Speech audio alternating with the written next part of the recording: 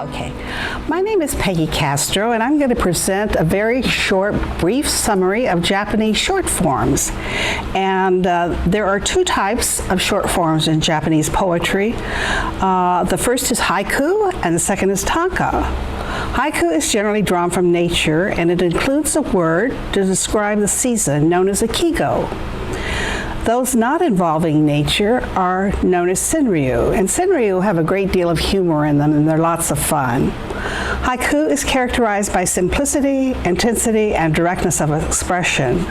In Japan, it follows a 5-7-5 syllable count, and it's generally 3 lines.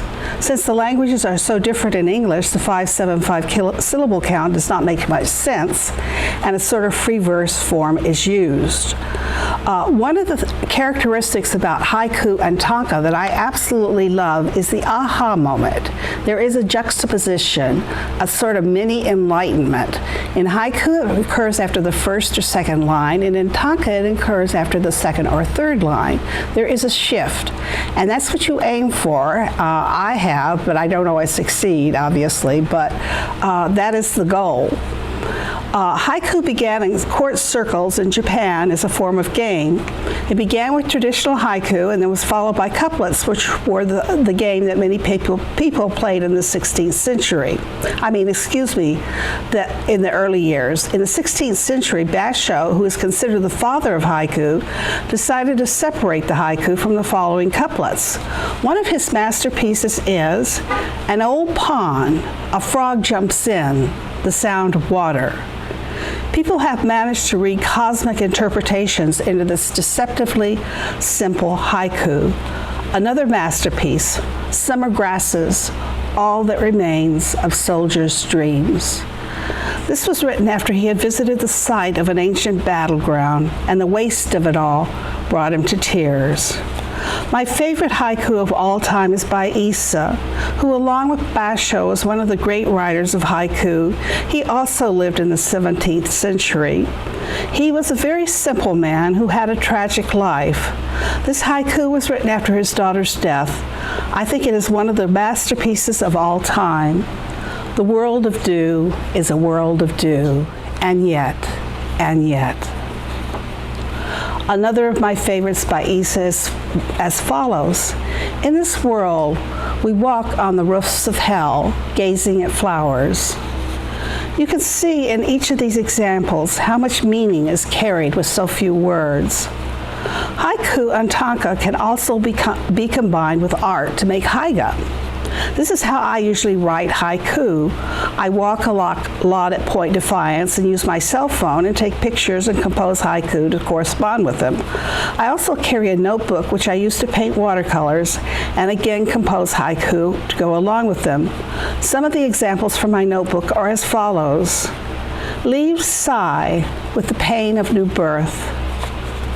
In a lilac garden, the scent of flowers of sorrow. In a lilac garden, the scent of sorrow. Leaves bind my wounds with emptiness. In the apocalyptic garden, the scent of hope. Roses hold my pain lightly, lightly. Floral bouquet, protect me from apocalyptic sting.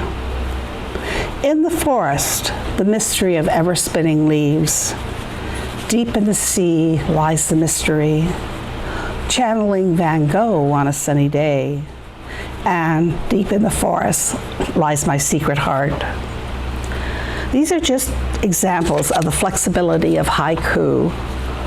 Now, tanka is a second Japanese short form, and it is composed of syllables 5-7-5-7-7.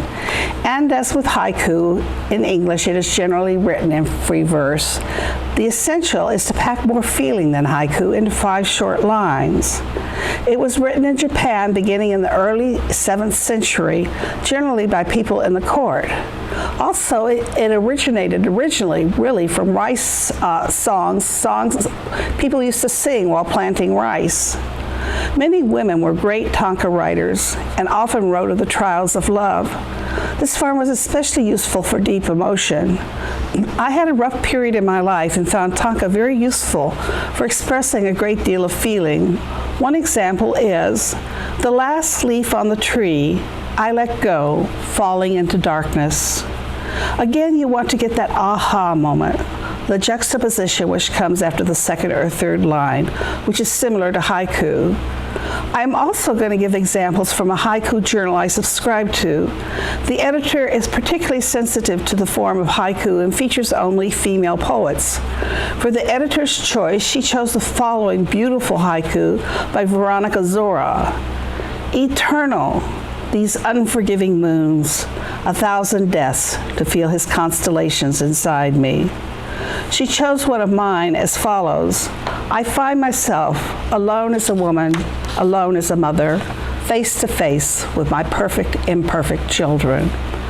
You can see how Tanka, how much more emotion can be packed into the short 5 lines. Another way Tanka and haiku can be used is in haibun and Tanka prose. These are prose pieces which end with either a haiku or Tanka, which best sums up what has been said. I use this form a lot, and I will share my most recent effort. As I head into my 76th year, I find I am shedding more layers. The latest to go is all the advice I took from Cosmo creator Helen Gurley Brown. I no longer feel I have to have a man's attention. I no longer worry about my weight. I am fat and I waddle with the help of a cane, yet I am losing weight gradually. The secret is I actually enjoy being hungry. It makes me enjoy the food more. And although I waddle, I get in long walks with yoga and Tai Chi. I do not feel the years were wasted. I had the love of a special man for 18 years before I lost him to cancer. Although I still love him dearly, things change. Meditation has become my primary focus, and things which seem so important do not seem that way anymore. I wave goodbye, his face in the window as the train moves on. Originally, instead of the phrase, I wave goodbye, I had the word impermanence, but realized this was not concrete enough and changed it. Anyway, this is a brief introduction to the flexibility and power of Tanka and haiku. Hopefully you will be motivated to find out more on your own and experiment with these very powerful and versatile forms of expression. Thank you very much.